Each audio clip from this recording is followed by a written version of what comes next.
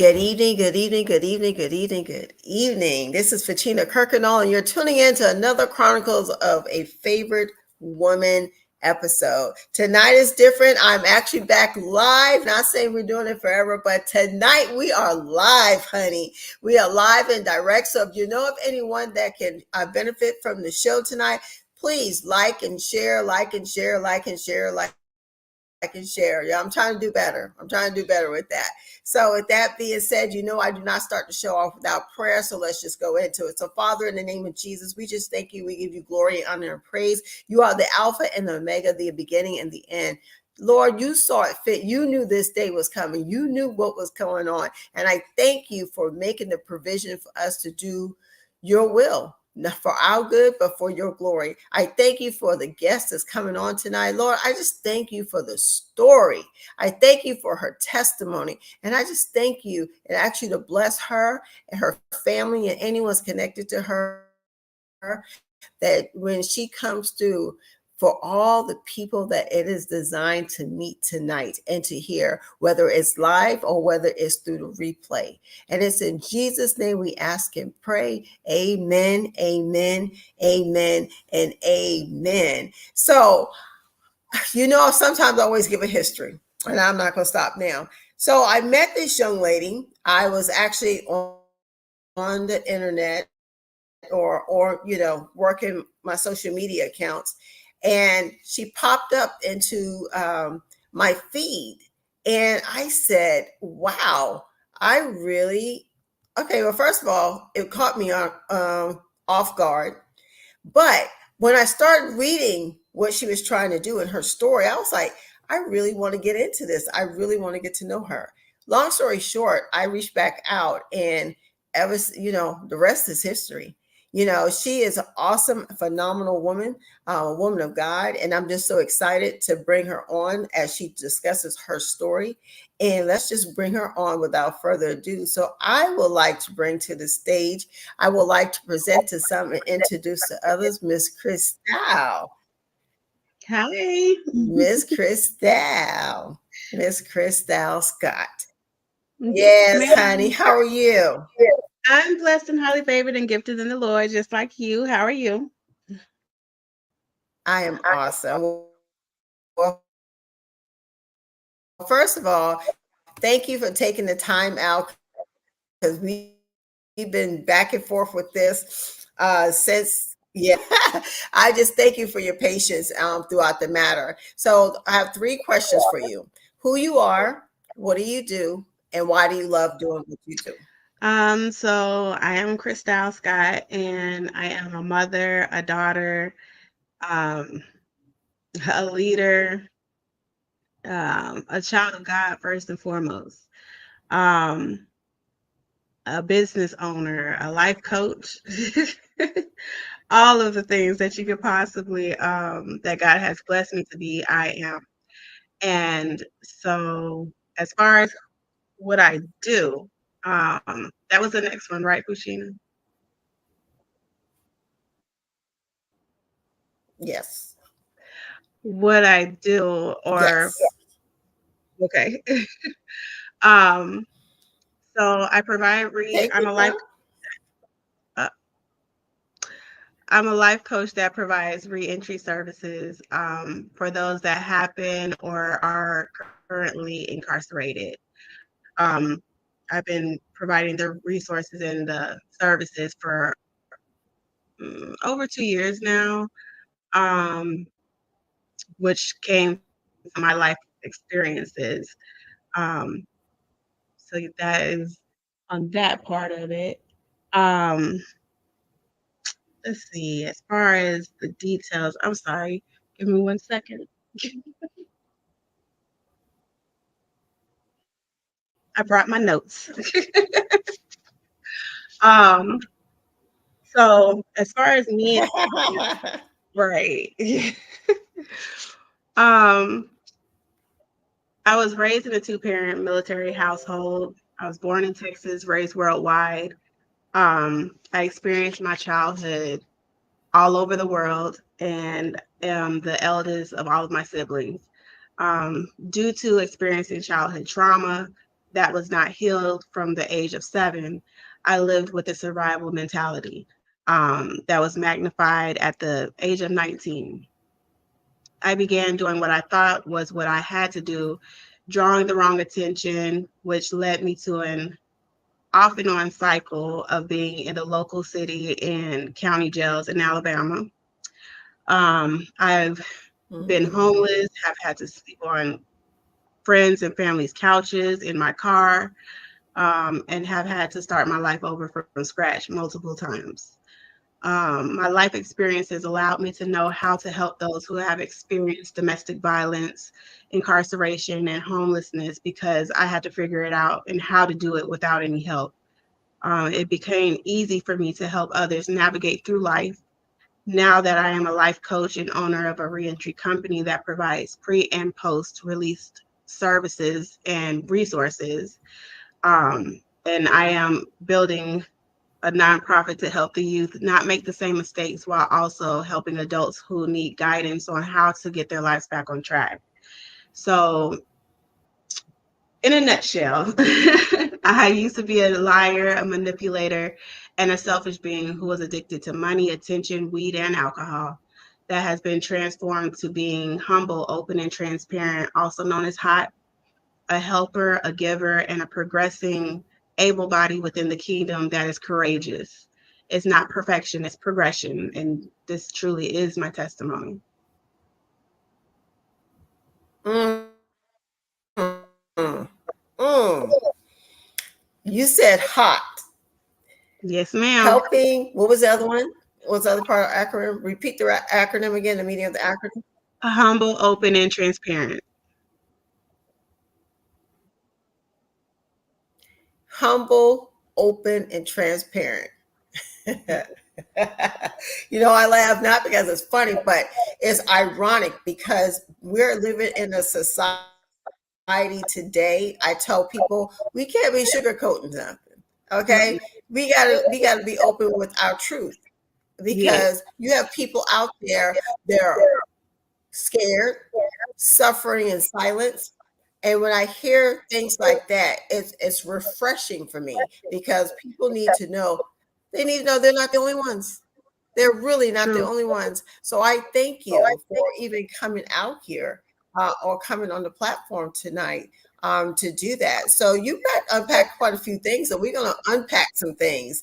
The first, let's start with you said you came from that environment where you had to learn the survival mode at So when did that start for you in your life? It pretty much started when I was 7 years old. While my parents are wonderful parents, at 7 years old, I was kicked out for the first time. That was the very first time.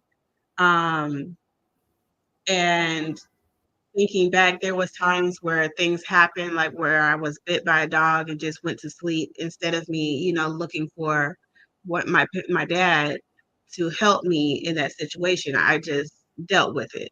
So when I say that survival mentality started at 7, it's because somewhere embedded in me, it was already the thought, well, I have to do this on my own. I have to get through it on my own. Mm-hmm. So that started really from my memory at 7.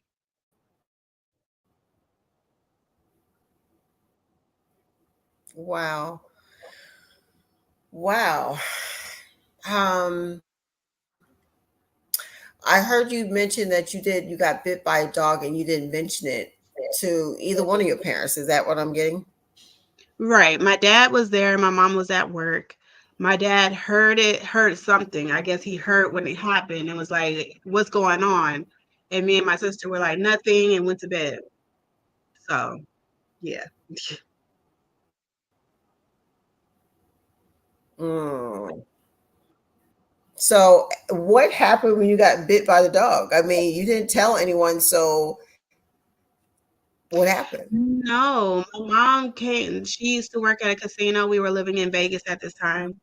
So she would get off at 2 o'clock, and then she came in and was checking on us, and my pillow was saturated with blood. So she took me to the hospital, and they got me stitched up, but I still have the marks to show for it. Um, So yeah, she wasn't there. That Mm-hmm. was it.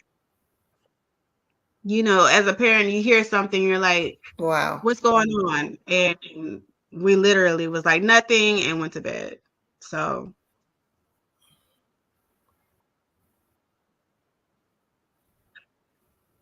Mm, mm. So at some point now you're 7. Now we're getting into our pre-teenage years and teenager. Let's talk about that for a second. preteen, an experience that I had that transformed or changed my life, um, was when I was 12 and I was sexually assaulted by a guy that had lived at the house where all the kids went to go jump on their trampoline. This I had fell and my shorts got caught in one of the springs. My sister was with me, but she took off. She went to the house, and when I was able to get the boy off me because he was putting his hands down my pants and I didn't know what that was. But I was trying to fight him off of me, trying to fight him off of me while trying to fight getting off of the spring at the same time. So when I finally did get off of the trampoline, I ran home. When I went home, I I ended up getting a whooping. And I could have said at the time, nothing happened, nothing happened in that moment of thinking, well, what could happen or just still in my survival's mentality. Um, and I got in trouble. I got my butt whooped. So sitting in that in my tears, it made me think that what happened to me wasn't as bad as me going to my dad thinking that he was going to be the one to protect me and shelter me in that moment. So I didn't know how to handle that in a 12-year-old mind. So that drove me deeper into survivor's mentality and then also becoming a rebellious teenager. Like there was nothing that nobody could tell me whatsoever because I feel like if my dad wasn't able to show up for me in that moment, then there's nothing that nobody else can Mm-hmm. do. So Mm-hmm. I became one of those. I was the girl that everybody knew because I was always the new girl. I was on the cheerleading team. I was captain of the cheerleading team. Started the dance team at my high school. I ended up in a relationship at 15 that turned into a very toxic relationship. He pulled a gun out on me one time. One time he shot at me, and it was my sister and his sister there. And he was shooting at me. And instead of just letting him shoot at us all, I stood on top of my car and told him if he wants to shoot at anybody, make sure he gets the shot. Now that was turning on the crazy. That was like if you crazy for Mm-hmm. let's Mm-hmm. go. Um, but those experiences stayed with me for so long that it just was like I have to be able to survive in all situations. By the time I got 19, me and him, of course, had broken up at this point in time. My best friend had he had joined the military and he left. So it was like I was by myself, but not by myself. But I always felt like I was by myself. So I ended up, turning to what I knew, which was dancing. I became an exotic dancer. I get so upset when people be like, "Oh, she's just a stripper." No, everybody strips their clothes off. It's different from you taking your clothes off, stripping your clothes off versus exotically dancing to make a living and take care of yourself. Mm-hmm. So that started Mm-hmm. around Well, you said quite a few things, so we gonna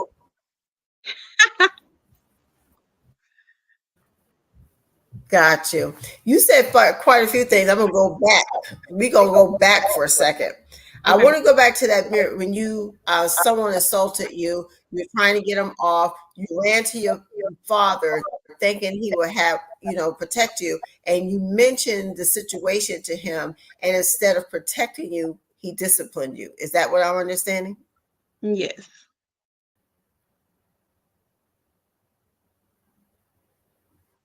Okay, that's what I thought. I can only imagine how that. Well, actually, I do know how that feels. Um, that is a you're right. Going to someone who you feel that was supposed to protect you and they in turn not protect you is worse than the actual act itself. Right.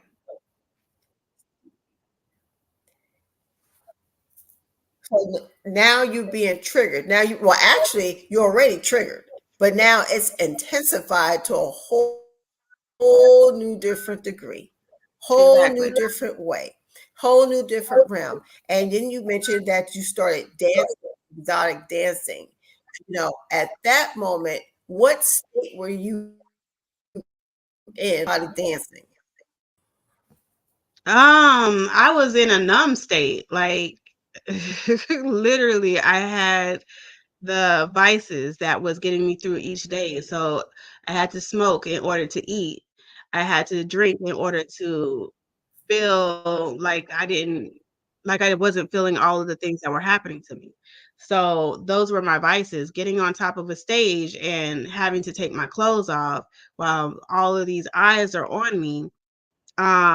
In order for me to do that, I had to be high and not drunk, but tipsy. So you don't want to be, wobbling all over the stage. You're not going to make anything.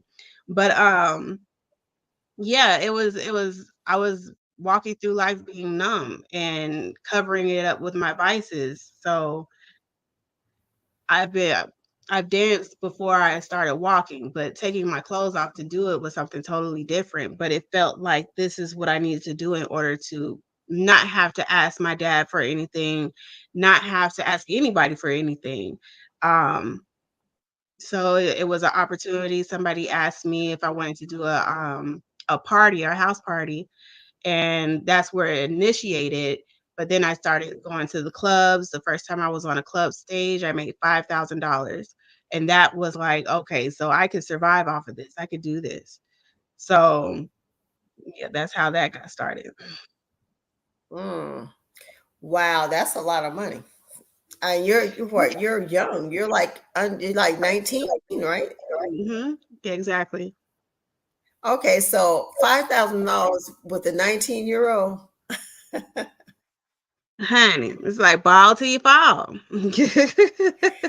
Let me ask you, it's one of those things like exactly, Right. exactly, Like I done got a exactly. refund check at So, how 19. long did you do exotic dancing? That is so true. That is so true. But you said something in some of our prior conversations you had that regardless of what you went through, because I mean, what I love about your testimony is that it's real. You can't even make it up. Okay. I love that. You know, your experiences while you are dancing, what are some of the things you're going through in your mental state as far as you're getting away from the toxic environment that you were in or that was that you didn't ask to be in. What was your state of that, or what was your goal, besides, I know the obvious is making money, but tell me, I mean, I don't know if you understand what I'm asking, but what was your state at that time? So I didn't have the goals like I needed to when I initially started. My goals didn't come until close to the end of when I stopped dancing. Which if I went into it with the mindset of Mm, if I make this money, then I need to be setting it aside, starting my business. If I would have started it out that way, life would have been totally different. But that's not what I initially started it for. I started it for in order to survive. I started it so that I could pay my bills, so I wouldn't have to ask anybody for anything. By the time I got the mentality to actually use it to build capital, it was already too late. Anytime I went to a party or to a mm, show, whatever, um, I always was like, God, just please let me be able to make it back to my home safely. The one time that I didn't say that was the one time that I probably should have, and that was the reason why I stopped dancing. But mm, I didn't grow up knowing God. I didn't grow up in the church or anything like that, but I always had that knowing that God was there, that it was always, I knew that there was a higher power. I just didn't know how to have that relationship and how to build it and how to utilize it in my life. It's like, I know you see me, but you know what I'm doing. Anytime I called out on God, Mm-hmm. he showed up. But you have to want it in Mm-hmm. order to get it. Mm. Mm. That part right there. You said you have to want it, and even though you were doing what you felt you was doing what you needed to survive, and throughout it all, even though you were not one that went to church, you still knew who God was, and you still called on Him. At what moment, at what point in your life where it just like click, I can't do this no more? What was it? It was a house party I had. When I first initially started dancing, I was dancing by myself. And then I ended up getting a friend where me and her would go and do house parties and go to the clubs and things of that nature together. We ended up going our separate ways. And then I ended up getting a few girls that would do house parties with me. So one Mm-hmm. of the particular nights, the very last night actually, I did a house party with them. Um, Somebody poured vodka on my vagina, and Mm-hmm. I, I there was no way that I could have thought in survival mentality that I could actually get hurt doing this. It wasn't that it wasn't real. It was the fact that I didn't see it because I was too numb to see it. My vices kept me numb enough to not realize that you actually could get hurt. You're taking your clothes off in front of a whole bunch of people you do not know. So when that happened, Mm-hmm. I started to dial it back. I started to kind of focus on myself and how to get out of that situation. But doing so was what ended up getting me into the position of experiencing county and city jails. I never experienced it while I was dancing. I experienced it after when I wasn't making the money that I was used to.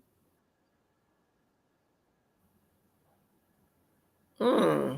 Explain that. So, is when you got out, is when you start getting in, you started going, experiencing jail life. Okay, so you're not making 5,000 a week. So what's causing you to go to have jail time? Not making the money that, or not preparing for what money I was making allowed me to make money and blow money. So I was making a lot of money, but I was blowing it at the same time. So I ended up starting to write checks in order to stabilize and pay my bills and do all of the things that I needed to. Had no experience in finances, didn't know how to balance the checkbook, didn't know how to save, how to budget, didn't know how to do any of those things. So it's like, if I need to pay this, then I'll use a check. Well, those checks ended up bouncing. And those checks ended up being the reason why I experienced city and county jail.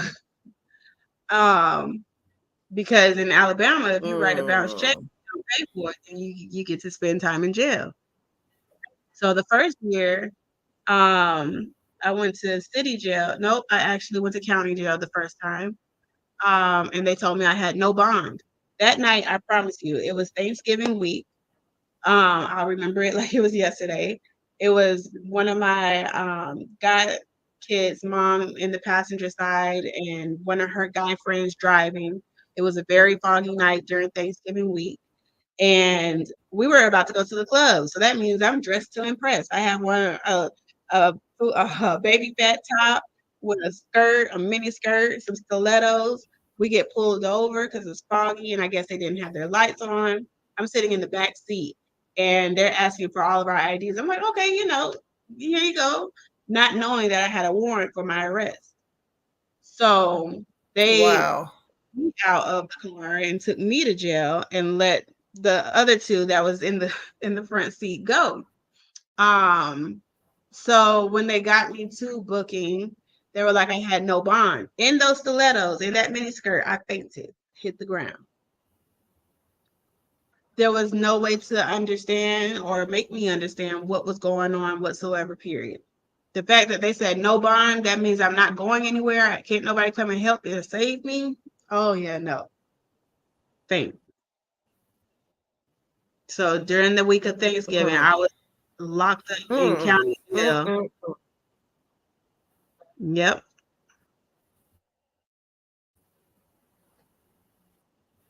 mm, mm.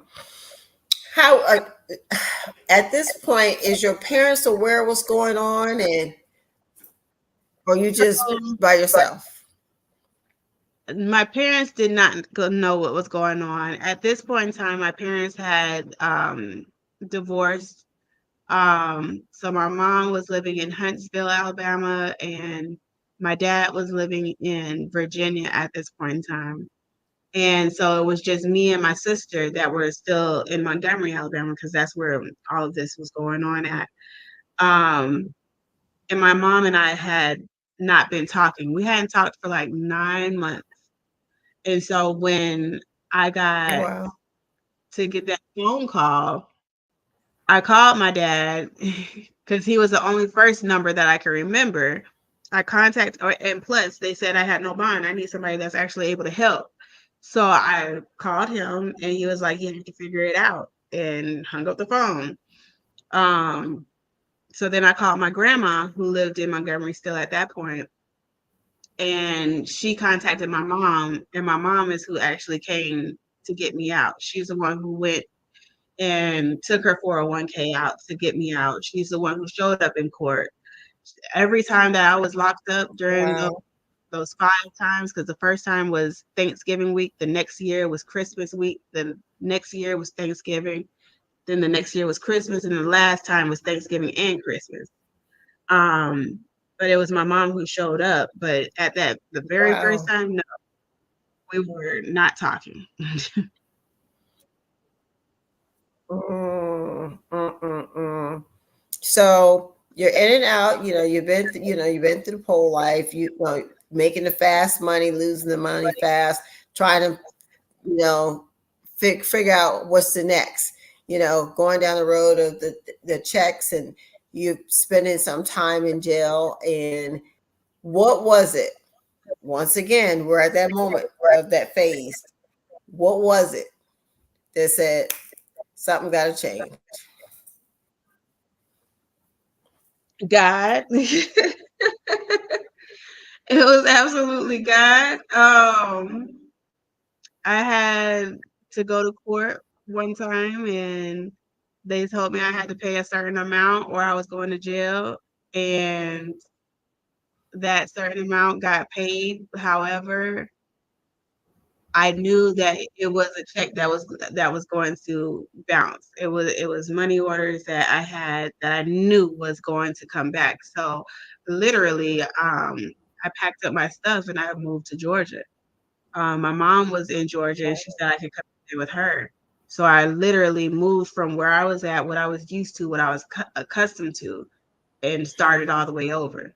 Again, it couldn't have been nobody but God because I was like, I'm Yes, good. you better acknowledge it. Right. Nobody but God. Mm-hmm. Mm-hmm. There was way too many things that was going on in my Mm-hmm. life. I Let me tell you couldn't. something about grace and mercy. When a woman is sick and mm-hmm, mm-hmm, mm-hmm. The thing about grace and mercy is when a woman is sick and tired of being sick and tired. I tell women this all the time, especially those coaching or whatever. When you are sick and tired of being sick and tired, you will move mountains to get to where you need to get to. And it's nothing but God, because He brought us He brought us through so far. And then where we're at now, we're here to talk about these situations. It ain't nobody Mhm. but Him. But I tell you what, I remind you of strength, because you still made it through, baby. You still made it through. And I'm so happy and proud of you. So now you're in a new place. Never been. Don't know nobody. But you have life lessons with you. So now we're in Georgia. What is life like? Secluded. Um, secluded because I was in a new area. Like while I knew people in Georgia, they were so far away. They weren't right there in the city that I was located in. So it's not where I could just go to where they were at and have the same lifestyle like I did before. I literally had to start over, meaning I had to start working at Kroger in the deli. You know what I mean? Like I had to be able to get back on my feet properly and trying not to go back down the same path that I did, because going to get a job at a club was already, that was easy. I knew what I need to do: get a license and go ahead and go up Mm-hmm. there and audition, and here we go. And that wasn't hard, but it was harder Mm-hmm. to start over in a way that was like, dang, I know what I could be making versus what I'm making right now. That kept bothering me to no end. It's like I know what I can do. I know how much I can make, but God, because literally, since I've been in Georgia as a resident of Georgia, I have not been on a pole. I used to come to Georgia just to dance, but God, literally, but God. So I had to start all the Mm. way over. 6 months into being here, I got my own place, and just kept on moving from there. Wow. Talk about a turnaround. Talk about a turnaround. Through my mind, but what comes to my mind is this: you've been through a lot. Now God's giving you a new slate, new place, new everything. So at what point? Let me ask you this: was the result of all the stuff that you've gone through at this point? What was the result of it? What was the resolution? The resolution was to keep going and following him. Um, let's see, I moved to Georgia August of 2011. Um, I still wasn't fully who I was becoming. I still wasn't who God called me to be. I still wasn't seeing it clearly. I still had my confusion. Um, I met um, who is my kid's dad in 2012 and ended up being pregnant 2013. So I had my first child in 2013. However, 2 months before having him, I was like, I need to get my life on track, and God was pushing me to do so. I had already started getting my degree, but never finished it. So 2 months before having my oldest, I went back to school. I got my degree in business administration with a focus in entrepreneurship. By the time I had my second, which they're 15 months apart, um, like 2 months after having him, actually, no, the year after having him, I graduated with my bachelor's degree. So I knew I wanted to own a business, didn't know really what it would look like, but it started out with Life Changes with Style, with my life coaching business. And from there, it became something bigger than me. Mm. Um, I ended up getting employed by a reentry company who provides reentry education, which then allowed me to use what I experienced being homeless, me dealing with domestic violence, the traumas of childhood that was not healed. It allowed me to show up for other people that needed that support, that needed to have somewhere to live. So, due to what I experienced, I was able to give back. And then that started what is now KLS Reentry Services. So now I provide reentry services pre and post. I'm able to show up for those that are incarcerated. I'm able to show up for those that need assistance, that need Mhm, help, mhm. that needs employment, that needs the discouragement and the um, the things that make us go in those cycles to be removed. So I'm able to do that. And it's only God that has guided me this whole way. If I didn't experience the things I experienced the way that I did, I wouldn't be able to do what I do. And it may Mm-hmm. not be the sexiest thing Facts. to do, but it is the best thing that I'm able to do at this moment. Mm. Mm. Mm-mm-mm. Ooh, child. Oh my goodness. First of all, thank you for sharing. I know it's deeper than that, but we only got 60 minutes. Right. But I thank you for sharing that. And with all that we've gone through, and we're now at this point where we got KLS. First of all, I love your program. I love what it stands for, what it do, and I love how you represent in it. If there, what nuggets of wisdom, if you could provide nuggets of wisdom for someone who's out there, lost, feeling abandoned, feeling like she's surviving on her own, you know, uh, she doing whatever she need to do to get what she need to get to. Or you have someone who's like, deciding, they're ready to get out this life of the pole. They're ready to get out their life. They know there's something better, but don't know. You know, what nuggets of wisdom can you provide to someone? So what I learned during my journey is that I always had the answer. The answer was always the first thought that I had. And until this day, I still have to remind myself the first thought that I had is always God, is always the first response that's necessary. Once we start Mm-hmm. second guessing myself and come with the second answer, that's not the right answer. I can promise you that. Um, we always try to be like, well, yeah, that sounds good, but let me have a backup plan. You don't have to have a backup plan because God got you. Period. If it's something that you are meant to do, He will make sure that you're able to do it in every way possible. It doesn't matter about finances. Finances are nothing but a resource. But if you go Mm-hmm. to the source, He will provide everything for you. So just trust yourself. Trust yourself, what Mm. you're doing and what you're wanting. What you're wanting is never too big, even though people will say that, well, that's nothing. You don't want to do that. And that, like, no, block all that noise out. Get into a quiet space where you're able to hear your thoughts yourself and be able to make a plan on what you want to do with yourself. Because that's the only way that you're going to be happy. That's the only way you're going to fulfill purpose. Mm-hmm. That's the only way that you're going to be able to work within your passion. So those will be my nuggets. Listen to Mm. yourself. Trust yourself. Mm. You got this.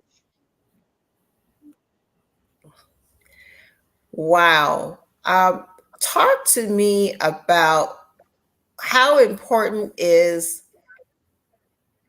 forgiveness. Forgiveness is important because it's for you. I used to hear that all the time. Forgiveness is for you. It's like, no, not really. It's not for me because I'm forgiving somebody who don't deserve it. But it is for us because it gives us the healing that we need. It gives us the mindset to be able to not have to focus on what happened. I now am able to talk to a lot of people will be like, so you don't like, how's your relationship with your parents? My parents are wonderful. I'm able to have conversations with them. I'm able to, I talk to my mom every day. With my dad, we talk and send each other our good morning messages. We talk every day. It took for me to be able to realize that the relationships I wanted and how I wanted my life to be in order for me to forgive. But it is truly important because you'll sleep a whole lot better when you have forgiven people. You can't go to sleep thinking about what somebody else did to you. That's not forgiveness. You don't Mm-hmm. have to Mm-hmm. forget, for Mm-hmm. sure. You don't have to forget, but you definitely So want to forgiveness forgive. is definitely a key. You said I want okay. So you said something that caught my attention. You said you don't necessarily have to forgive, but what? You don't have to forget, but you have to forgive. Oh, yes, yes, yes. And my thing about forgetting is, well, what is your thought process of what forgetting is about? When they say that you got to forgive and forget. Because you want to learn from your lessons. Everything that you go through is a lesson turned into a blessing. Your tests are turned into testimonies. So while they say you have to forgive in order to forget, that's not really true unless you have amnesia. You want to learn from the experiences that you had. Mhm, So that's why you shouldn't forget. But at the same time, forgiveness is separate from forgetting. Forgiveness and forgetting is two totally different things. Forgiveness is mhm, your healing for your heart, for your mindset, mhm, for you to have the proper mindset that you need to have. Forgetting is forgetting what you learned and what you experienced. That's nice. what we need to do. You need to remember what you went through so that you do not make the same mistakes. I like that. I like that. I absolutely like that. Whew, Lord, how important to you is, we talked about forgiveness, but forgiving, we forgive everybody else, but we will forget to forgive ourselves. You have to forgive How you first. important is that? You have to forgive yourself first. Because a lot of times we'll be like, well, if I didn't do this, then it would have never happened. That while it may be true, you have to do the healing on yourself and forgive yourself for what you allowed to happen to you and what you allowed yourself to go into. We all ain't nobody perfect whatsoever. So when you forgive yourself, you're giving yourself permission to be able to live beyond what you experienced. And beyond is able to go to infinity and beyond on everything. Mm-hmm. Mm-hmm. Mm-hmm. I'm looking at your shirt. What does your shirt say? Oh, my shirt says, Lord, is this a test? Because if it is, I didn't Ooh, study. ooh, I like that. I need to get that shirt. I think quite a few of us need to get that shirt. That, and I'm getting ready to listen to the sermon by Rock City Church, Darius McClure. Yes. I Yeah. know of them. Yes. Yes. Yes. Yes. Yes. Darius I'm came going to to me. that church. I'm going to visit that church. I've decided I'm going to do it. It's only an hour and huh? I'm a part of Transformation Church, and Darius came to our church before, so I know who you're talking about. Yes. Oh, I'll never forget his sermon about unhealthy soul tithing. And it came right at the moment I need to hear it. But I love to hear him talk, and his brother, the senior pastor. I mean, I just love them. I really do. I really, and those who are not familiar what we're talking about Rock City Church is in Birmingham, Alabama. The head pastor is Dr. Mike McClure Jr. And we're talking about his brother Darius McClure, and he is phenomenal. He is phenomenal. Absolutely phenomenal. Well, first of all, I just want to thank you for taking the time out to share. For those who are just tuning in, you're tuning into Chronicles of a Favorite Woman. This is Fouchina Kirkendoll. It's always good to be live. Very rare that I do it now, but I'm loving it. And what better way to do it but one of my beautiful ladies here talk about a testimony. Talk about a testimony. Now she kind of downplays some of her stuff, so let me upplay some of her stuff. She has a reentry program called the KLS program, but not only that, it comes from her testimony. Everybody has a story. Everybody has a story, but I have had the opportunity to be with Miss Scott, and I've seen her at work, and I love your compassion. And I think what I love most is how the women just they are attracted to you like, I mean, like a magnet. It's I can't even explain it. But what I'm saying is those women love you. And what we're referring to is the program that she has, that she does at the correction facility that she has. So I had the opportunity to come with her and be a speaker. And I will never, ever forget that experience. And I'm looking forward to doing it again. How did you, what made you decide to do that? And how long have you been doing it? As far as facilitating at the jail, I've been doing it now for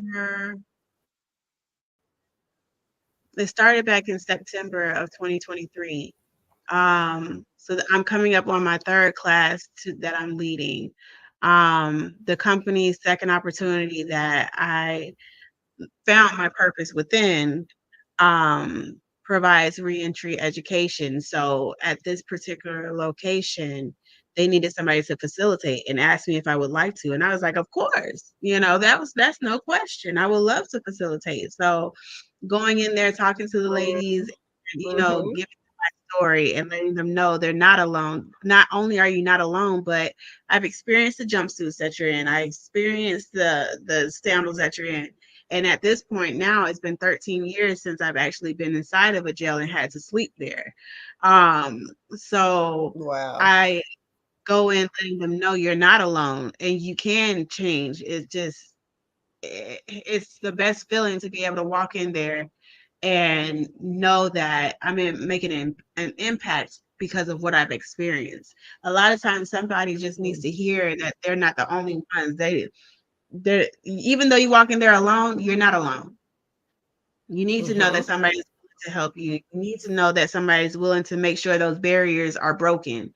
So I continuously go and, if they need any resources, if they need anything to be looked into as far as their case, anything they're needing, I'm able to go ahead and provide it. Might take me a little while on different situations, but the fact that I've been able to not only provide the ladies with resources, but also have a testimonial where a young lady was pregnant and she needed to have housing, and I showed up to court for her and I told them, that I was able to find housing for her and I was able to help her get released. And then she was able to have her baby inside of a hospital instead of a jail on Easter, actually. It's just show up, just show up for Oh, people. wow. Yeah. So it's just the Mm. fact that I'm able I to am. do it. I'm an able body, the kingdom to go in these realms. Mm. It's no words to explain it. Mm. I tell you what, talk about a turnaround. Talk about, starting, the enemy is, or his job is to kill, steal, and destroy. That's his job. Okay. And to think that he had you, he thought he had you, because God always, because God will let you do anything, but you can't kill us. Okay. You Right. can direct Amen. this, redirect, whatever, but you can't kill us. But throughout it all, you took your situation, the test that you went through, and created a testimony for others. And now you're going back and you're paying it forward to those who need it. And I just thank you for allowing me the opportunity to come with you. I just, like I said, it was nothing but love. Those women love you, and you're genuine, because people can see through phoniness, but you're very genuine with your stuff. You come real because you know the streets. Yeah. You know what's this like. You know the system. You know this, so they can't come back to you with craziness. Like, Right. no, no, no. What we're not going to do is. But I work that you're doing with those ladies out there, is truly commendable. So, what's next for you? Okay, yeah, what's next for you? So I'm continuously building my connections when it comes to KLS reentry services. I want to have my resources in every facility across the country.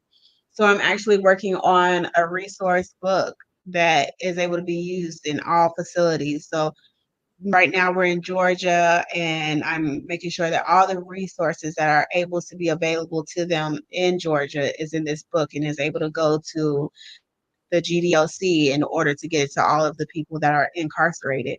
The more you know Mm. before you get out, the easier it is on your process out. So my job right now is to make sure that Mm. they're provided with the resources that they need before re-entering into society. Wow.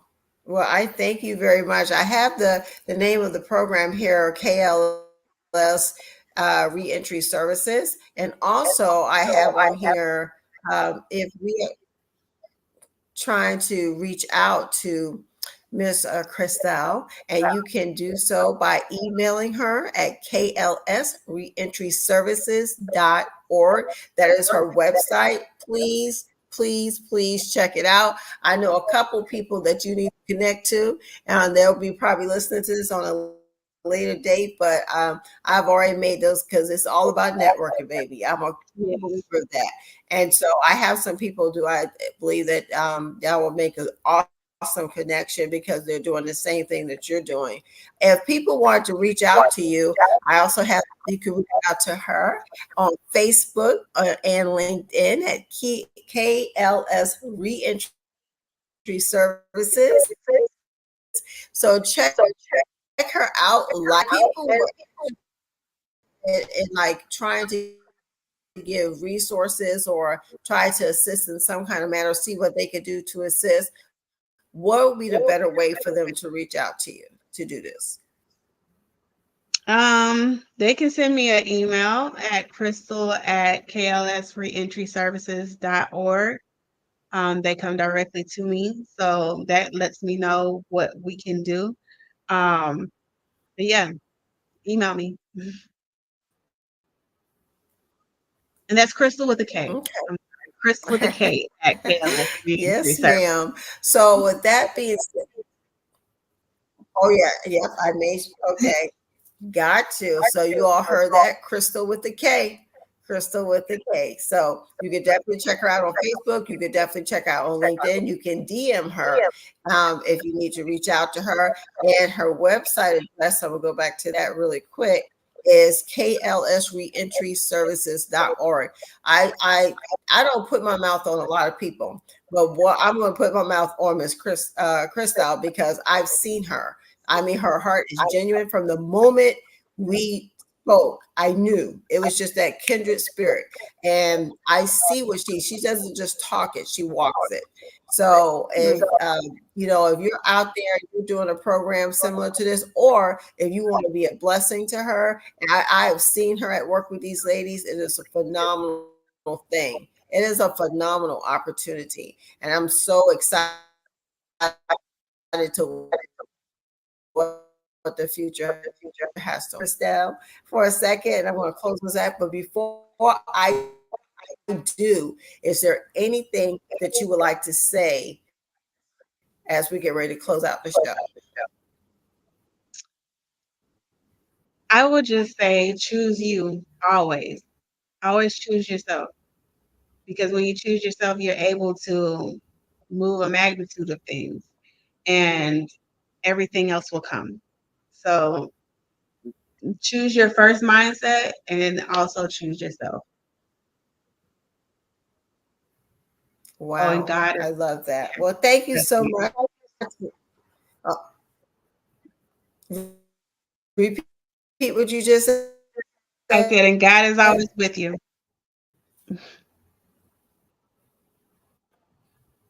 All right, I didn't catch that, but I'm gonna get it. So, with that being said, just give me one more second. I want to close out the show.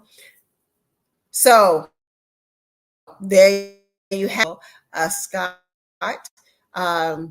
chosen. You know, she was chosen to do this life. She was chosen to go through the things she went through. She was a leader, a motivator to take her test and turn it into a testimony. Well, there you have it. My name is Fouchina Kirkendoll. We had another evening of Chronicles of a Favorite Woman. I will see you again next Sunday.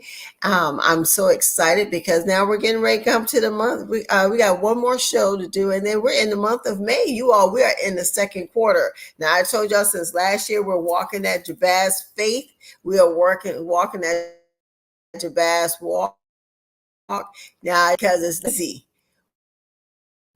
We're walking that walk, but it is necessary. So I just wanted to say thank you for tuning in again. If you know someone who would be better or benefit from this, please like and share. You all know I am on YouTube now as well. Well, on YouTube mainly now. So if you haven't come to the channel, check Fouchina Kirkendoll out or Chronicles of a Favorite Woman. Like, share, and subscribe. Okay. So with that being said, I love you, but God loves you more. Be blessed. Mwah.